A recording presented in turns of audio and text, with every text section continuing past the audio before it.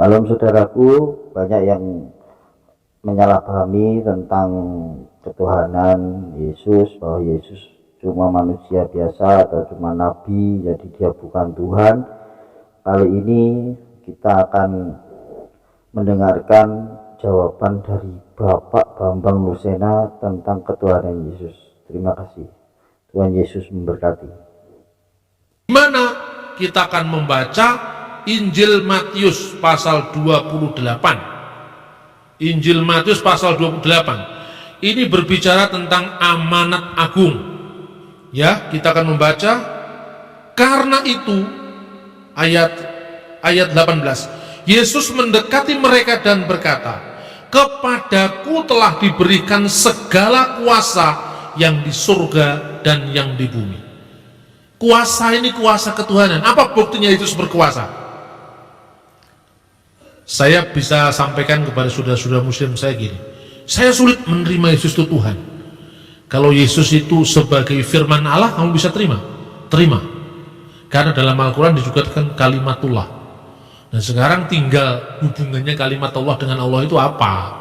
Kalau Allah dengan firmannya harus dikasih hubungan. Allah dengan firmannya tadi saya katakan lebih dulu mana adanya? Lebih dulu mana Allah dengan firmannya? Lebih dulu Allah. Berarti Allah sudah ada, firmannya belum ada.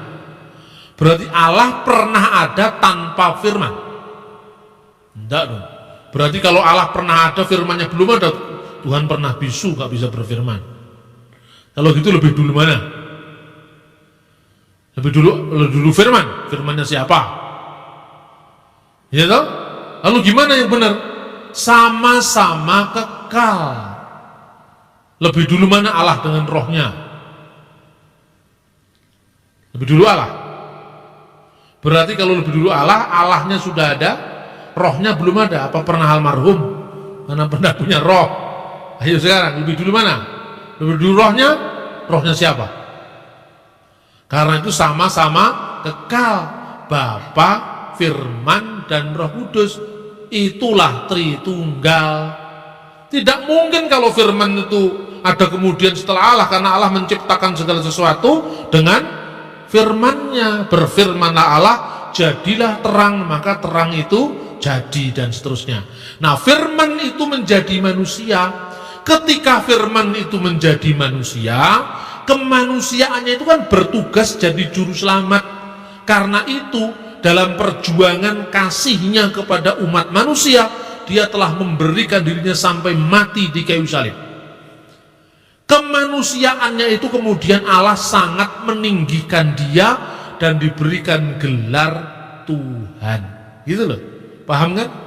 Itulah maknanya kalau kita menyanyi Yesus Tuhan dan Allah kami.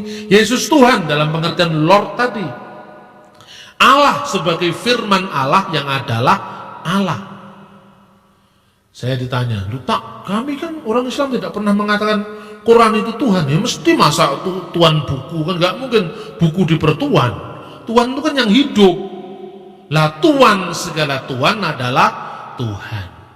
Nah inilah saudara-saudara, makanya kadang-kadang memang bahasa pengajaran kita ini kurang jelas.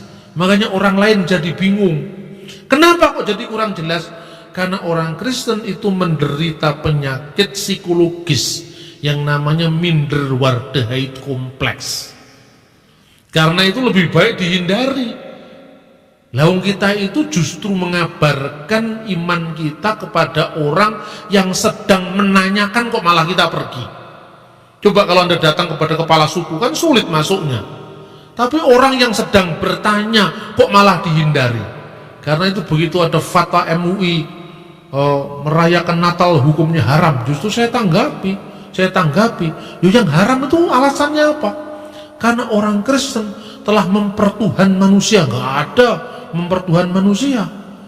Memang yang disebut Nabi Isa itu manusia, loh, tapi yang disebut anak Allah, itu firman Allah yang menjadi Nabi Isa itu. Orang mengatakan, masa hanya karena Yesus tidak punya bapak disebut Tuhan? Ini ada yang lebih hebat dari Yesus, tidak pernah disebut Tuhan. Siapa? Adam dan Hawa. Nggak punya bapak, nggak punya ibu, nggak disebut Tuhan. Yesus hanya lantaran nggak punya ibu aja, nggak punya bapak aja disebut Tuhan. Ini pertanyaan ini kan sebetulnya megelir. Tapi harus dijawab, harus jawab ini. Kualik pertanyaanmu. Kenapa? Yesus disebut Tuhan itu karena Yesus diberikan kuasa oleh Allah. Loh kalau gitu Yesus disebut ilah, diperilah, diperdewa, disebut Allah. Nah, kalau yang disebut Allah itu firman Allah. Pada mulanya adalah firman, dan firman itu bersama-sama dengan Allah, dan firman itu adalah Allah. Nah, itu yang disebut dengan Allah. Itu nggak masuk akal loh, nggak masuk akalnya di mana? Lalu saya tanyakan lagi, duluan mana tadi? Setelah dia bingung lagi, saya katakan, mana yang bingung? Nggak ada yang bingung loh mestinya. Karena apa? Firman Allah itu adalah Allah, itu ya dan amin mestinya. Karena firman Allah tidak mungkin di luar Allah. Firman itu bukan Allah loh, berarti ada dua yang kekal. Satu Allah, satu firmannya. Karena ini nggak cocok dengan keesaan Tuhan. Loh kalau gitu bagaimana? Ya firman itu harus Allah. Loh kalau gitu cocok, Tritunggal.